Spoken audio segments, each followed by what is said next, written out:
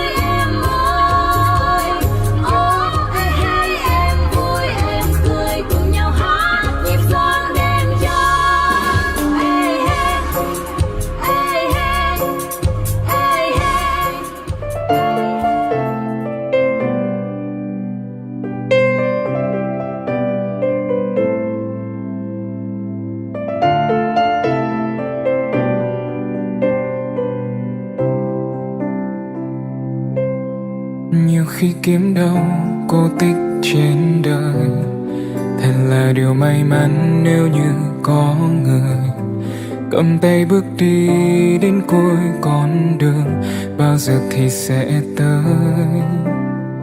Dẫu anh không là chàng hoàng tử mà em đắm say, chỉ là giản đơn thôi như hình hài anh lúc này.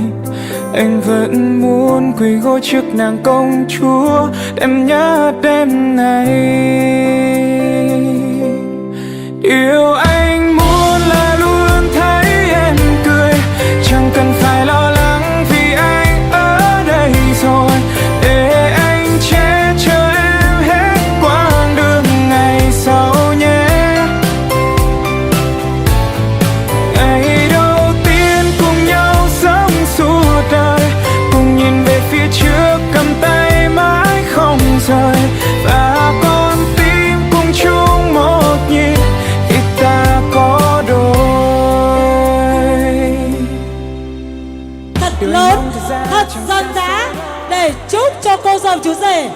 100 năm hạnh phúc.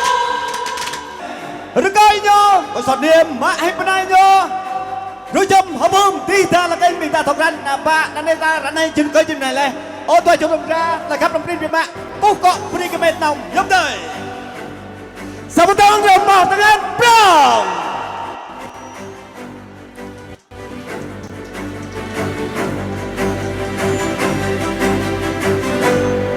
Kính thưa quý vị, cô dâu và chú rể có được ngày vui hạnh phúc trọn vẹn như hôm nay, không thể không nhắc đến công sinh thành dưỡng dục của các bậc làm cha làm mẹ.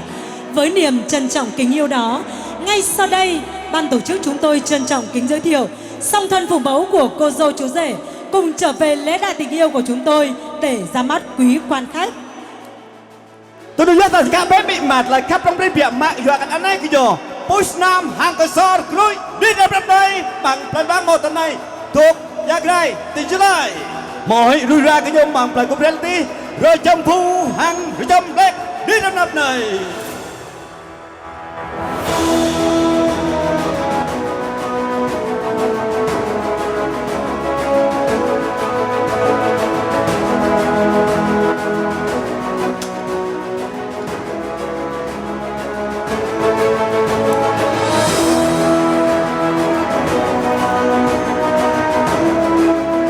Quý vị, sự hiện diện trên sân khấu tình yêu lúc này là một bức tranh về một đại gia đình hạnh phúc.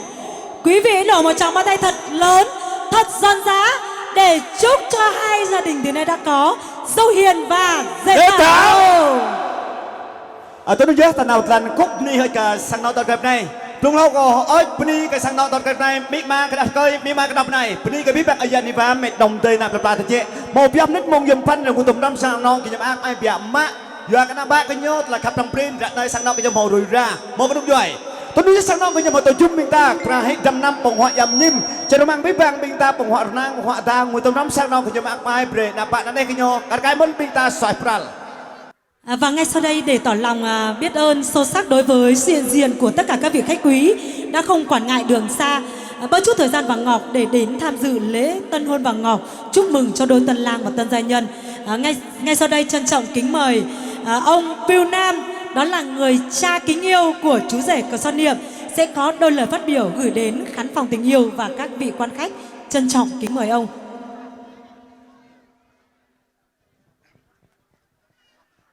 Lúc lâu có bên này có mệt nong dân tê phong vang nong chơi thoải là đại cướp về anh này cũng mới họ tay bác bằng thế này đầu tiên có bên này có pi băng là mỹ ma này và là dân tê là bạn bè của Yukio có bằng play tay chị để cướp về này là lười lười bọt để nhặt khơi kia. Rồi dia kau be mau telai ket o kau beni bipang let nagar je yang te bita mengerene tangwe maak masoi nam ta hat leo tangwe kruh klap ya kau beni bipang bingta mong klap này chẳng mang chúc binh kí mau telai nuk noa hem tri chân thum nhân kau hep kau beni bipang.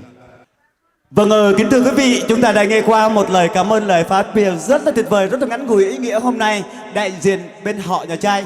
Nếu chỉ có họ nhà trai thôi, không có họ nhà gái, thì ngày hôm nay không nên phải nói rằng là chúng ta sẽ gặp gỡ tình yêu của đôi bạn trẻ. Hôm nay phải có một lời phát biểu của đại diện bên họ nhà gái.เราก็ต้องพยายามปนีแต่ปนีก็พิพังเตแม่ตัวบลามุโยมงอเรแต่ประหยัดเรแรงเวรำพิษมังสังนอเมยเรน้อยพี่มอตะเลยให้เกิดปนีพี่ปะปังจัวแรงเวรำอากมังสังนอเมยตัวเย็น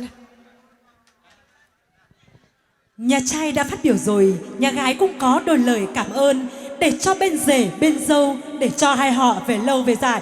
Một tràng pháo tay thật lớn dành cho đại gia đình đi quý vị ơi. Xin cảm ơn quý vị rất nhiều. Và bây giờ để tỏ lòng hiếu kính đối với công ơn sinh thành dưỡng dục của các bậc làm cha làm mẹ, mời cô dâu và chú rể lần lượt dâng những ly rượu hiếu rượu tình lên đôi bên cha mẹ gia đình như một lời tri ân sâu sắc nhất. Ly rượu này chúng con xin cảm ơn cha mẹ đã sinh ra cho con một người vợ, một cô dâu hở phương rất là xinh đẹp, dịu hiền và đảm đang.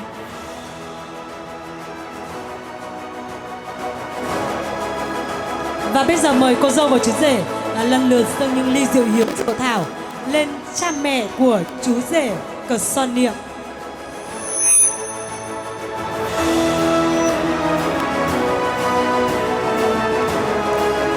Cảm ơn cha mẹ đã sinh ra chúng con. Cảm ơn cha mẹ đã cho con một hình hài, nuôi dưỡng chúng con để chúng con có được ngày vui, hạnh phúc, trọn vẹn như hôm nay. Bây giờ mời chú rể về lại vị trí của mình đi ạ. Tôi đi dâm đến một này rồi biết bằng là yết đi cái chốc chẳng cúc cả toa cái lắc cùng doài cái cho. Quý vị hãy cùng nâng ly để chúc cho tình thông gia ngày càng gắn kết, keo sơn bền chặt, mãi mãi xanh tươi và đời đời bền vững. Một lần nữa em Bình cũng vậy, rất là thiết tha và rất là vui mừng, phấn khởi hôm nay được làm MC. Chúc cho gia đình mình thắt chặt tình yêu thương, sẽ tổ ấm hạnh phúc cho đời đường. Xin cảm ơn.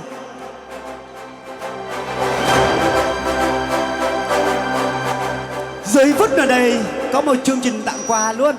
Bởi vì sao? Gia đình đã có dâu hiền và rượu thảo rồi. Tôi mời gia đình của mình ạ. Kính thưa quý vị, ngày vui thì không thể thiếu được những món quà đến từ người thân của cô dâu và chú rể. Và ngay sau đây trân trọng kính mời bố mẹ của chú rể sẽ trao cho những người con của mình những món quà ý nghĩa nhất, như những lời chúc phúc, chúc cho hai con được trăm năm hạnh phúc. Với sự có mặt của quý vị, minh chứng cho đôi bạn trẻ của chúng ta hôm nay lên ngôi hạnh phúc trọn đời.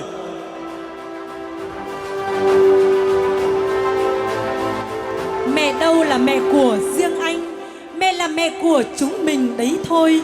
Mẹ tuy không đẻ không nuôi, nhưng em ơn mẹ suốt đời nghe anh.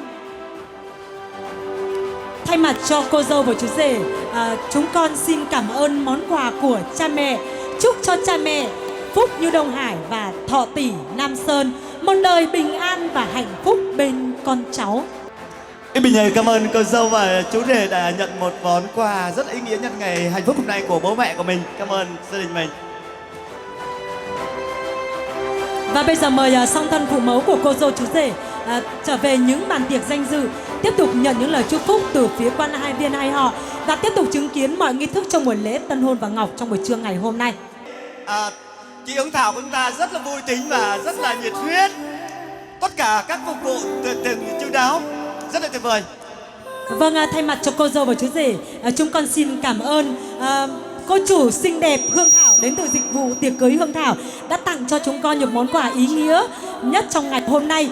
Chúc cho dịch vụ tiệc cưới Hương Thảo ngày càng thịnh vượng, phát triển và không ngừng vươn xa. Kính thưa quý vị, giờ phút ở đây chúng tôi mời cô dâu và chú rể cắt bánh sinh nhật hạnh phúc của mình.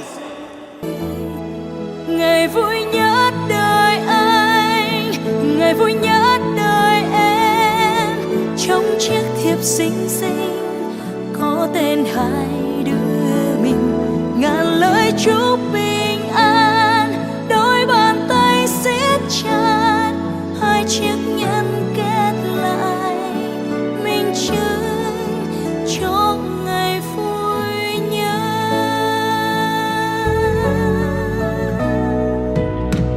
Phút giây mong chờ ngày hôm nay đến rồi, lúc anh thức dậy lòng bỗng thấy xôn xao. Ngày hôm nay ngày vui nhất trong cuộc đời, ngày em sẽ là một nửa của anh.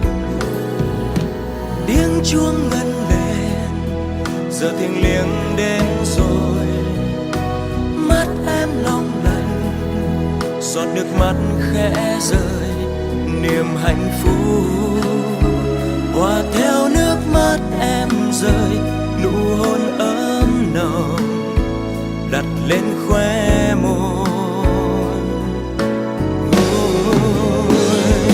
Ngày vui nhất đời anh, ngày vui nhất đời em, trong chiếc thiệp xinh xinh có tên hai đứa mình, ngàn lời chúc bình an, đôi bàn tay siết chặt, hai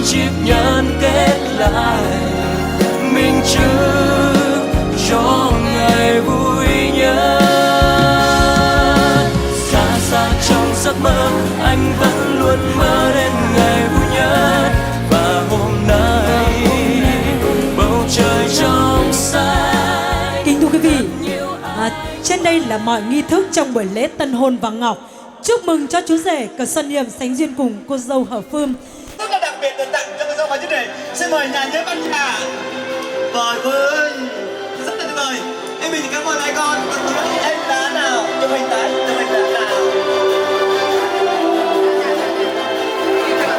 Quý vị hãy hướng tất cả những ống kính máy quay về phía trung tâm lễ đài tình yêu của chúng tôi để cùng lưu lại những bức hình đẹp nhất, ý nghĩa nhất, lưu lại những khoảnh khắc đong đầy yêu thương và tràn đầy hạnh phúc để chúc cho cô dâu chú rể trong buổi trưa ngày hôm nay.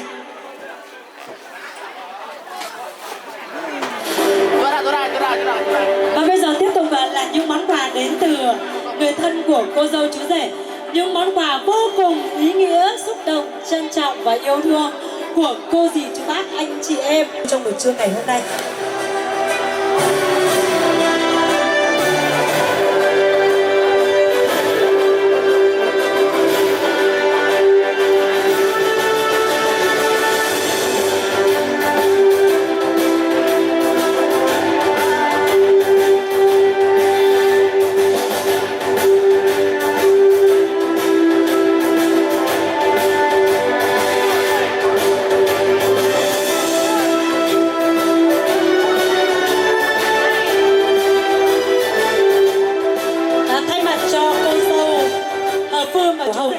Các em hãy đến từng màn tiệc danh dự, những lời ca tiếng hát, những món quà âm nhạc đến từ tất cả các vị khách quý.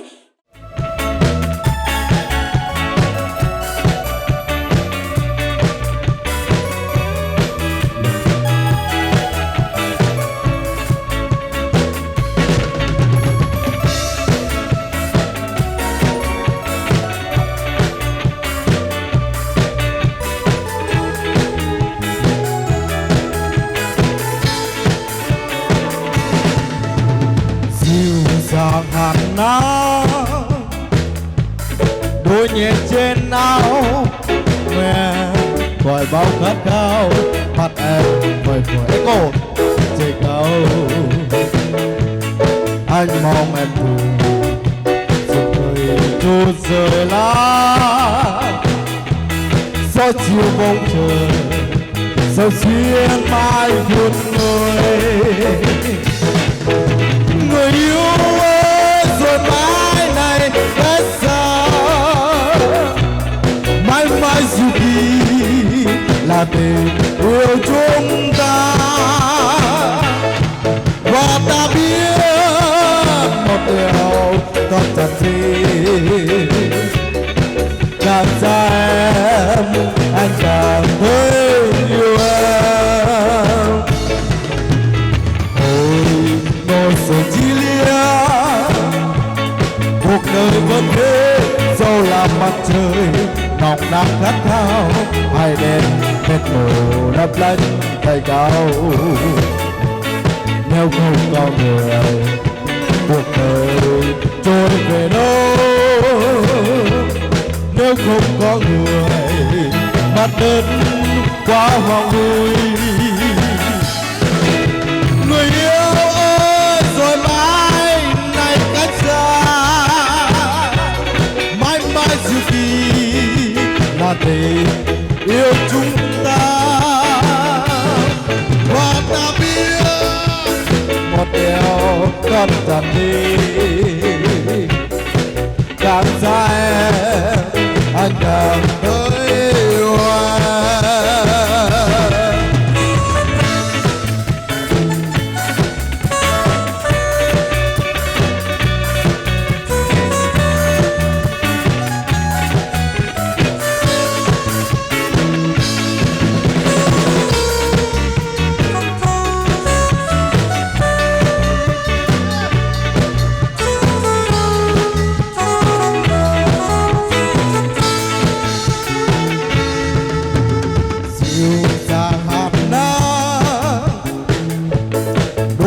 Trên áo đôi môi em gọi bao khát khao mặt em vời vợi đắm lánh cười cao nếu không còn người cuộc đời trôi về đâu nếu không có người mặt đất quá hoang vui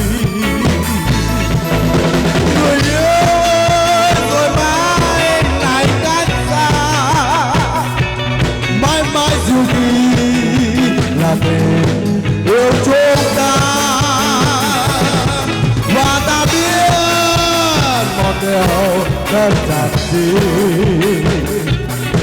Càng xa em anh càng thơ yêu em.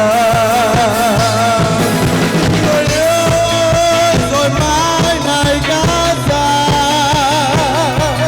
mãi mãi riêng đi là mình yêu chúng ta. Và ta biết một điều không giảm đi, càng xa em anh càng thôi yêu em. Càng xa em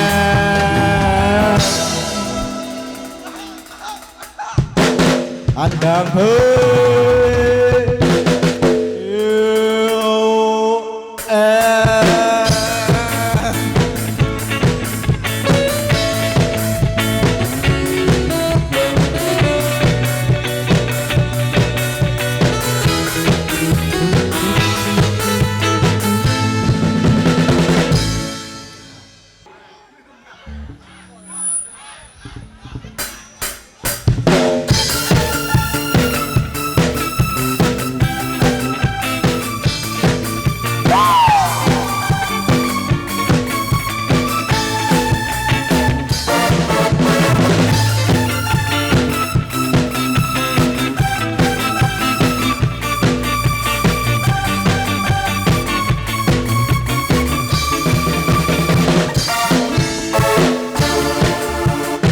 đời hơn những cái sầu lung linh, về đời hơn những bó vật sinh, đời những có tình yêu linh, về cùng nhau ca. Đời hơn những chiếc hôn đang yêu, về đời hơn những trái tim vang yêu, về đời nhẹ như đôi khi đã về, về xưa ấm lòng nhớ. Hãy ta cùng nên yêu thương bao la, hãy ta được biết ở trong tim ta, và hãy cùng hát lời ước mơ xin đang làm trong giờ là cái sự cuốn ta bay đi xa, sự biết ơn là vui cao hay lâu đau, thì hãy thật sự lại nói vui trong cuộc thương người ơi.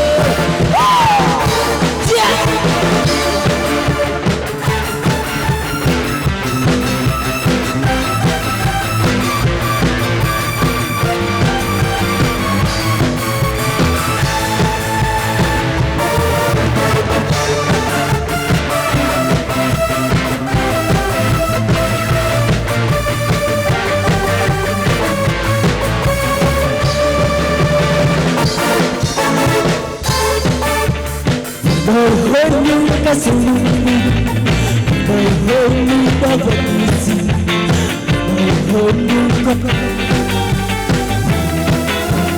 nhau ca hát, đời hơn những chiếc hôn đang yêu, đời hơn những giấc vàng yêu, đời về như đôi khi đã về, buồn sự ấm lòng nhớ. Hãy cùng ta mở nên yêu thương bao la, hãy cùng lên lời tiếng ta trong tim tôi, và hãy cùng hát lời ước mơ xin rằng làm trong đêm nay muôn vàn.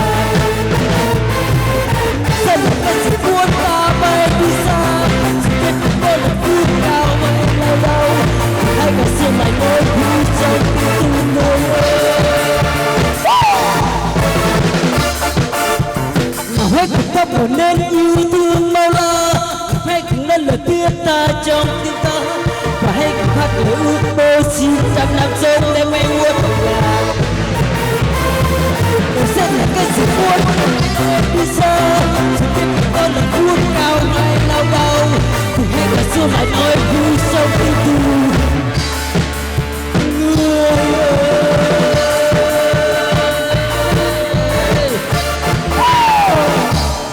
Xin bố rất nhiều.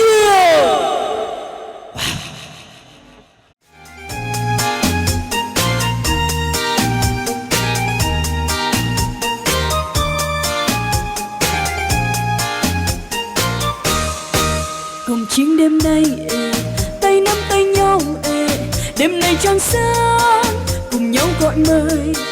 Cổng chiêng đêm nay điệu múa ngất ngây bàn tay lúc lắc reng rêu gọi về. Xoang xoang xoang ta cùng xoang xoang xoang, xoang xoang xoang ta cùng xoang xoang xoang. Hát múa hát ta cùng hát múa hát, hát múa hát ta cùng hát múa hát. Nhau rẽ tinh ninh cho tuổi chiến tranh xoang, bằng đây khay bơ tràng khay tơ bằng hơ đà. Cùng nghiêng ngã đất trời vang khắp đến mọi người, sáng em mua say đời lời ca em tuyệt vời. Mang ô tôn chinh bệ để áo ru tơ tầm đầy mang chút hiếu rộp tí hơ tay. Mang ô tôn chinh bệ đi đánh con bơ lời giờ tí tập tí plak reng rêu chờ và. Xoang xoang xoang bệ bần xoang xoang xoang, xoang xoang xoang bệ bần xoang xoang xoang. Gió xuân xoang bệ bần gió xuân xoang, gió xuân xoang bệ bần gió xuân xoang. Nhau rẽ tinh ninh cho tuổi chiến tranh xoang, bằng đây khay bơ tràng khay tơ bằng hơ đà. Cùng nghiêng ngã đất trời vang khắp đến mọi người, sáng em mua say đời lời ca em tuyệt vời.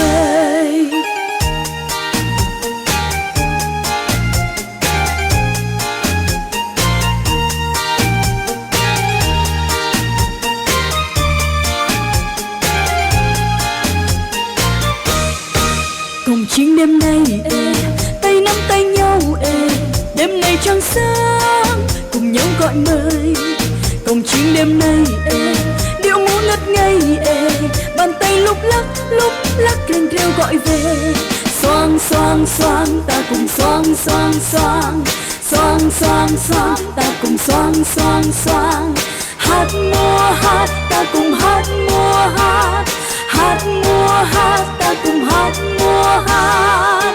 Nhau rẽ tinh ninh cho tuổi chiến tranh xoang, bằng đây khay bơ tràng khay tơ bằng hơ đà. Cùng nghiêng ngã đất trời vang khắp đến mọi người, sáng em mua say đời lời ca em tuyệt vời. Mang ô tôn chinh bệ để áo ru tơ tầm đầy mang chút hiếu rộp tí hơ tay. Mang ô tôn chinh bệ đi đánh con bơ lời giờ tí tập tí plak reng rêu chờ và. Xoang xoang xoang bệ bần xoang xoang xoang, xoang xoang xoang bệ bần xoang xoang xoang. Gió xuân xoang bệ bần gió xuân xoang, gió xuân xoang bệ bần gió xuân xoang.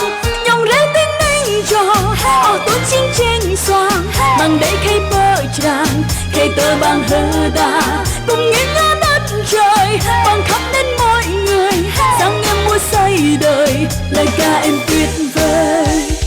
Xoang xoang xoang ta cùng xoang xoang xoang, xoang xoang xoang ta cùng xoang xoang xoang. Hát múa hát ta cùng hát múa hát, hát múa hát ta cùng hát múa hát.